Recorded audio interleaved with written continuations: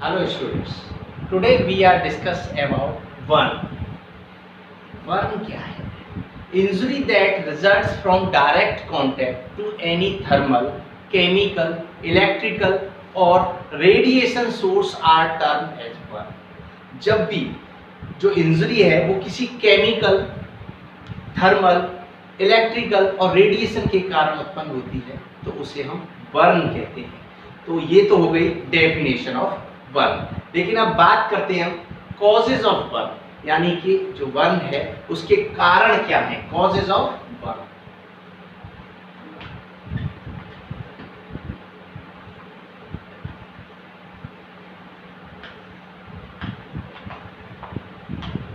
Causes of burn, causes of burn में सबसे पहले नाम आता है thermal burn. Number first is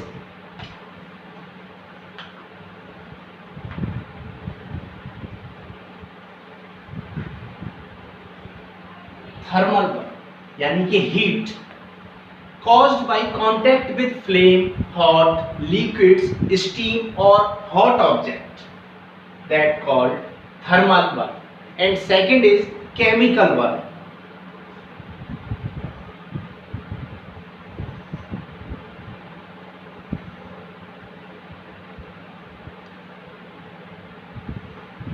chemical products के कारण जब इंजरी होती है तो उसे हम केमिकल बर्न कहते हैं, जैसे caused by strong acid or detergent etc. And third is electrical burn.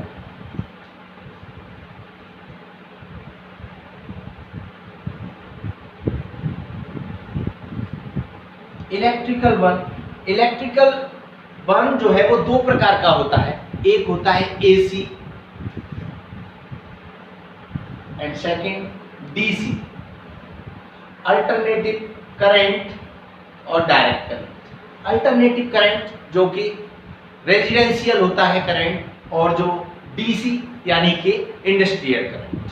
तो इन दोनों के कारण जब इंजरी होती है तो उसे हम इलेक्ट्रिकल बर्न कहते हैं। उसके बाद में आता है चौथा रेडिएशन।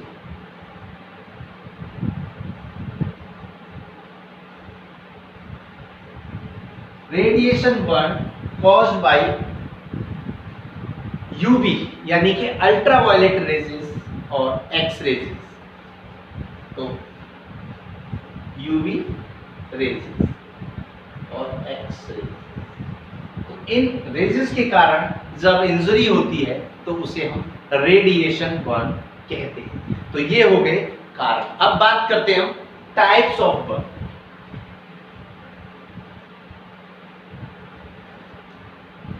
बर्न कितने प्रकार का होता है?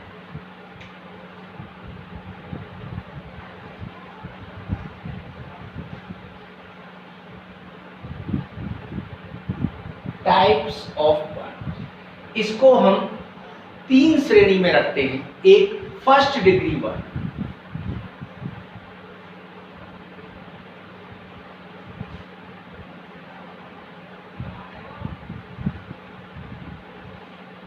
दूसरा सेकंड डिग्री बर्न,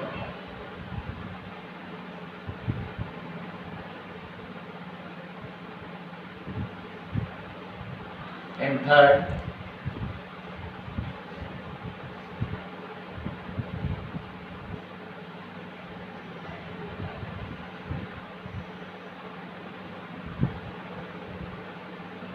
तो अब फर्स्टली हम बात करते हैं first degree burn. First degree burn also known as superficial potential thickness, यानी इसको दूसरा नाम क्या है, सुपरफिशियल पोर्शियल थिकनेस। तो जो सुपरफिशियल पार्शियल थिकनेस होती है only epidermis and sometimes upper portion of dermis, यानी इसमें जब इंजरी अपर लेयर यानी एपिडर्मिस और sometime upper part of dermis, जब इंजर्ड होते हैं तो उसको हम फर्स्ट डिग्री बर्न कहते हैं। अब बात करते हैं हम second degree burn. Second degree burn also known as deep partial thickness, यानी फर्स्ट डिग्री जो बर्न था वो क्या था, जिसमें एपिडर्मिस लेयर और upper part of dermis layer का डैमेज होता है, तो उसे हम फर्स्ट डिग्री बर्न कहते हैं। और सेकेंड डिग्री बर्न जिसका दूसरा नाम है डीप पार्शियल थिकनेस, इसमें एपिडर्मिस और डर्मिस दोनों ही इंजर्ड होती है।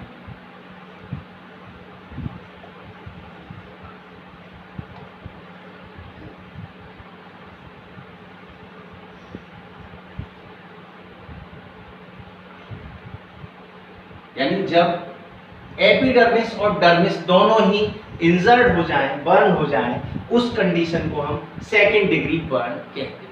उसके बाद में अब बात करते हैं हम third degree burn. Third degree burn also known as full thickness burn. Full thickness burn यानी जिसमें एपिडर्मिस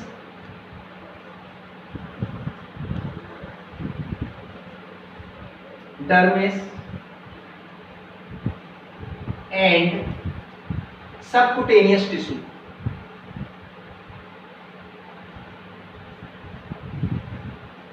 ये तीनों ही प्रभावित होते हैं, तीनों ही इंजर्ड होते हैं, उस कंडीशन को हम थर्ड डिग्री बर्न कहते हैं।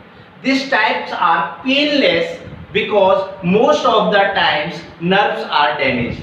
ये जो कंडीशन होती है थर्ड डिग्री बर्न वो पेनलेस होती है क्योंकि इसमें नर्व्स भी डैमेज हो जाती हैं, इसके कारण उसे पेन महसूस नहीं होता है। तो इस तरीके से बर्न को तीन प्रकार से बांटा गया है, first degree burn, second degree burn और थर्ड डिग्री। मोटे तौर पे हम समझ सकते हैं फर्स्ट डिग्री बर्न क्या है, जिसमें एपिडर्मिस और कभी कभी अपर पार्ट ऑफ डर्मिस इंजर्ड होता है। सेकेंड डिग्री बर्न जिसमें एपिडर्मिस और डर्मिस दोनों इंजर्ड होते हैं। And third degree burn is epidermis, dermis and subcutaneous tissue, जिसमें तीनों ही प्रभावित होते हैं, इंजर्ड होते हैं, उस कंडीशन को हम थर्ड डिग्री बर्न कहते हैं। अब बात करते हैं हम पैथोफिजियोलॉजी ऑफ बर्न।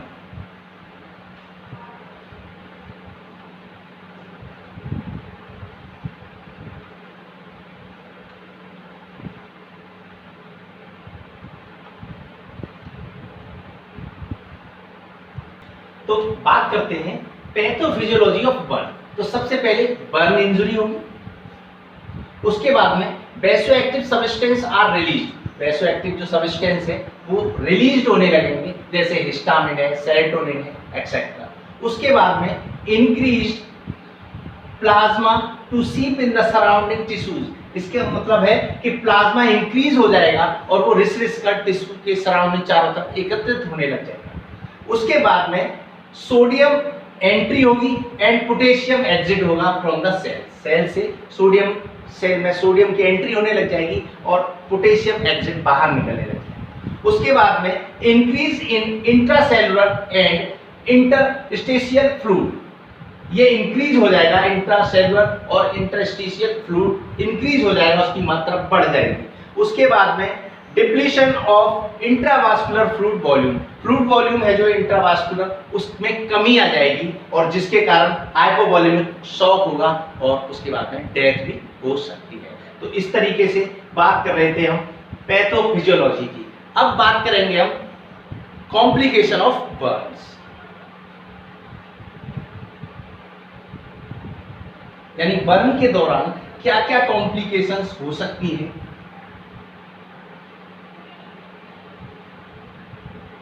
तो बात करते हैं कॉम्प्लिकेशंस ऑफ बर्न।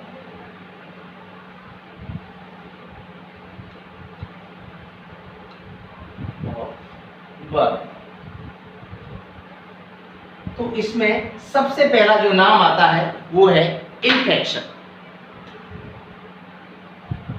यानी सबसे ज्यादा चांस जो होते हैं वो इन्फेक्शन के हैं। बैक्टीरियल इन्फेक्शन हो सकता है और उसके कारण सेप्सिस हो सकता है।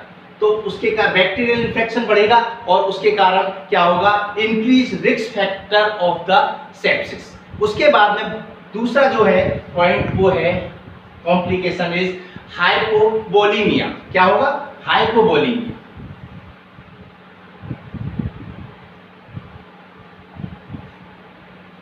तो इन्फेक्शन, बैक्टीरियल इन्फेक्शन और उसके कारण सेप्सिस हो सकता है। और फिर hypo, burn can damage blood vessels and cause fluid loss, जिसके कारण फ्लूइड लॉस होगा और क्या हो जाएगा, हाइपोवोलेमिया। और क्या हो सकता है कॉम्प्लिकेशन, हाइपोथर्मिया।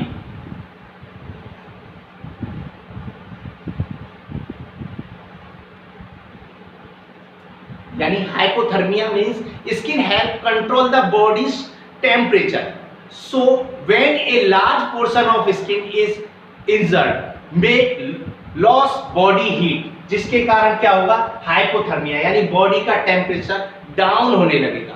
और क्या हो सकता है कॉम्प्लिकेशन बर्न का, स्केरिंग,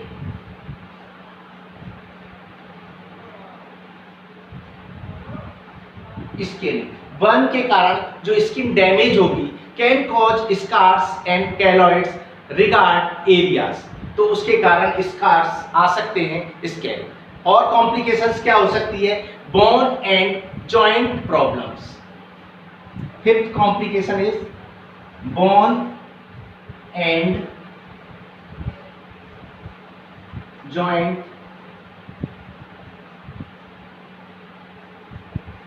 केशन, यानी कि डीप बर्न, जो थर्ड डिग्री बर्न हमने बताया था। थर्ड डिग्री बर्न में क्या बात हुई थी कि एपिडर्मिस, डर्मिस और subcutaneous tissue, third degree burn में जो प्रभावित होते हैं, इंजर्ड होते हैं, उनके कारण bone and joint complications create हो सकती है। मूवमेंट जो है वो लिमिटेड रह जाएंगे, कुछ मूवमेंट्स प्रभावित भी हो सकते हैं। तो इस तरीके से ये 5 भी कॉम्प्लिकेशंस क्या हो सकती है, bone and joint complication.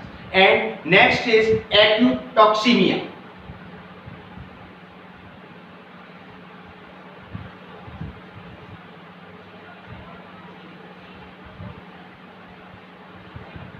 Acute toxaemia, यानी कि in this condition patient feels drowsiness, temperature increase and vomiting and diarrhoea problems also occur. तो इस कंडीशन में हम क्या करेंगे, उसको एंटीबायोटिक थेरेपी देंगे उसको मैनेजमेंट में, जिससे कि एक्यूट टैक्सीमिया ना हो, इंक्रीज ना हो।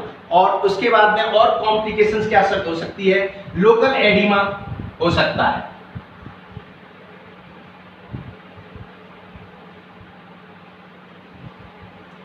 तो और क्या होगा, लोकल एडिमा इंक्रीज हो जाएगा, क्योंकि उस कंडीशन में हम क्या करेंगे, the best way of changing the preventing it, position change करेंगे इसको इंक्रीज होने से रोकने के लिए। उसके बाद में और क्या हो सकता है कॉम्प्लिकेशन, रीनल फेलियर,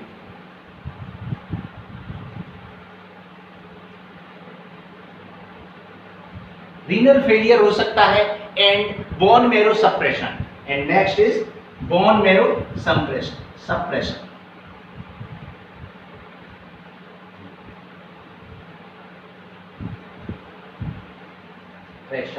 हो सकता है। और loss of moral of patient, and next is loss of moral of patient, तो उसको साइकोलॉजिकली सपोर्ट की जरूरत पड़ेगी।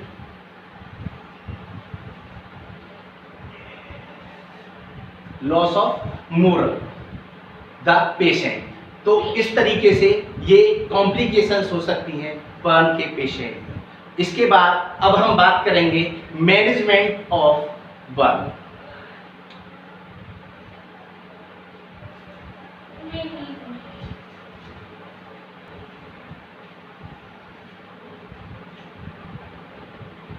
तो जो मैनेजमेंट ऑफ बर्न है उसे हम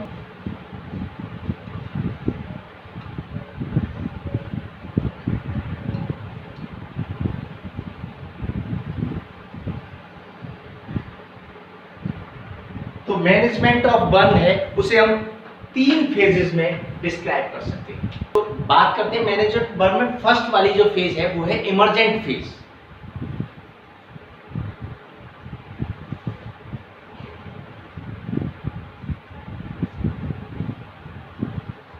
और सेकंड है एक्यूट फेज, जो कि वन पेशेंट जब हॉस्पिटलाइज हो जाता है जब स्टार्ट होती है। And third phase is rehabilitation phase.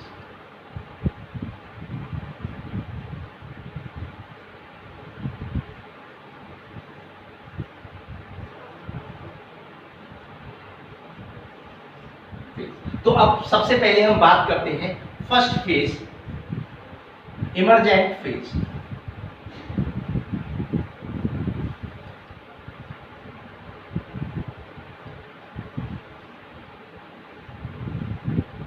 Emergent phase, तो फर्स्टली इमरजेंट फेज जो स्टार्ट होती है, यानी जहां भी बर्न पेशेंट को इंजरी हुई है उसको, तो वहीं पर ये स्टार्ट हो जाती है इमरजेंट फेज। इसमें सबसे पहले firstly remove the victim from the burn source. तो सबसे पहले क्या करेंगे, रिमूव करेंगे विक्टिम को from the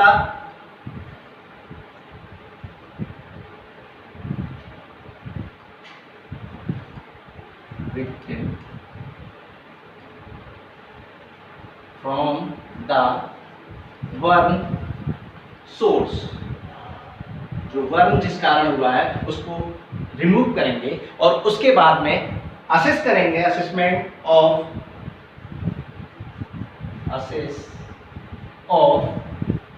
ABC, airway, breathing और सर्कुलेशन। इस चीज को तीनों को चेक करेंगे कि वो सही प्रॉपर वर्क कर रहे हैं। उसके बाद में थर्ड इज, अगर CPR की रिक्वायरमेंट है, if there is need of CPR there we would give it properly. अगर CPR की आवश्यकता है तो हम CPR करें। इसके बाद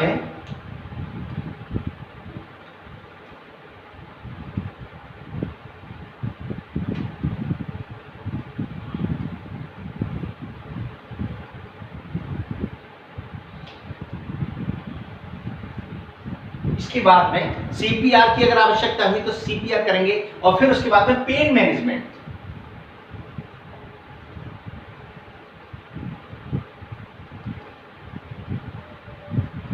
pain management by the analgesic. अगर उसको पेन हो रहा है तो उसको एनाल्जेसिक्स देंगे, पेन मैनेजमेंट करेंगे और उसके बाद में फिर हम टेट्रस टॉक्साइड यानी TT का इंजेक्शन उसको लगाएंगे, टेट्रस टॉक्साइड। उसके बाद में फिर initial wound care,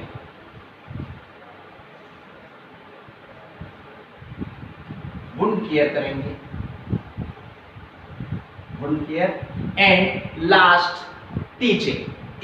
it is a important part of first phase के टीचिंग, यानी मरीज को उसके बारे में जानकारी देंगे, उसे समझाएंगे कि उसको किस तरीके से अपनी लाइफस्टाइल को रखना है, किस तरीके से उसे क्या क्या न्यूट्रिशन लेना है, किस तरीके से उसको केयर करनी है, किस तरीके से किन चीज़ों का उसे ध्यान रखना है। इसके बाद में फिर अब बात करते हैं हम सेकंड फेज जो है एक्यूट फेज।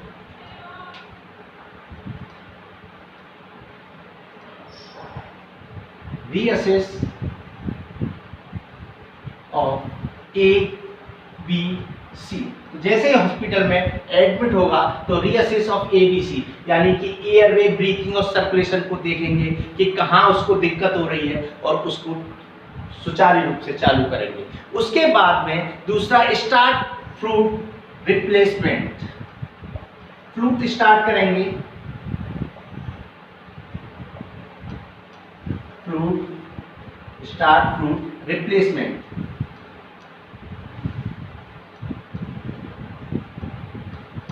एंड उसके बाद में मॉनिटरिंग ऑफ वाइटल साइन। उसके बाद में उसके जो वाइटल साइंस हैं उनको मॉनिटर करेंगे।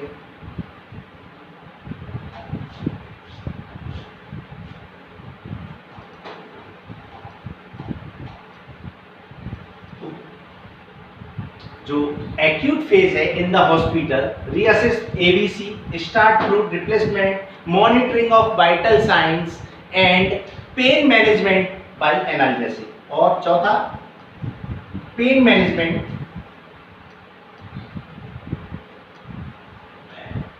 Bye analgesic. एनाल्जेसिक देंगे जिससे कि उसको पेन में रिलीफ हो सके। उसके बाद में डाटा कलेक्शन,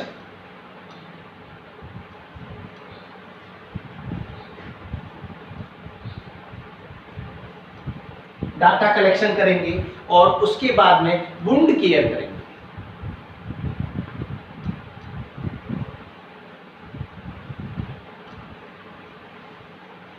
उसके बाद में इनिशियल वुंड केयर करेंगे और उसके बाद में control the infection by the asepsis technique and administrator antibiotics. तो जो हम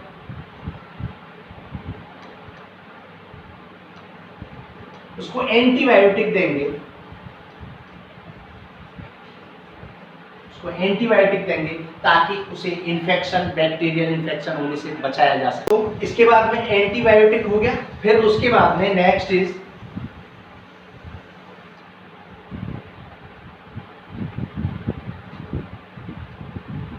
उसको साइकोलॉजिकली सपोर्ट देंगे।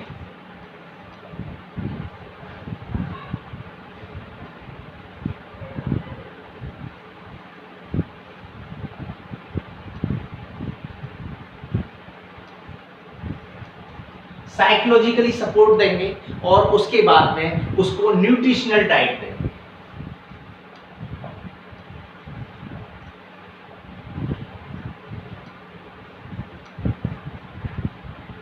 तो इस तरीके से ये मैनेजमेंट ऑफ बर्न की सेकंड फेज पूरी हुई। उसके बाद में थर्ड फेज स्टार्ट होती है और वो है रिहेबिलिटेशन फेज।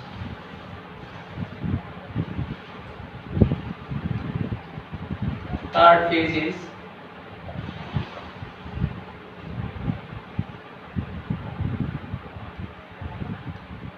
rehabilitation phase।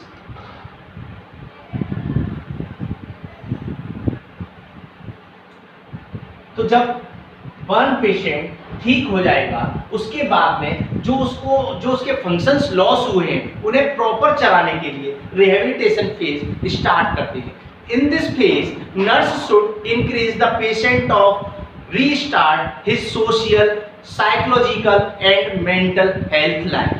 यानी नर्स उसको साइकोलॉजिकली सपोर्ट करेगी और उसकी जो लाइफ स्टाइल है उसको जो भी प्रभावित हुआ है उसको दूर करने की कोशिश करेगी। And second is also provide psychologically support and physiologically exercise starting and achieve maximum function recovery. यानी सबसे मेन पॉइंट इसमें क्या है, जो मैक्सिमम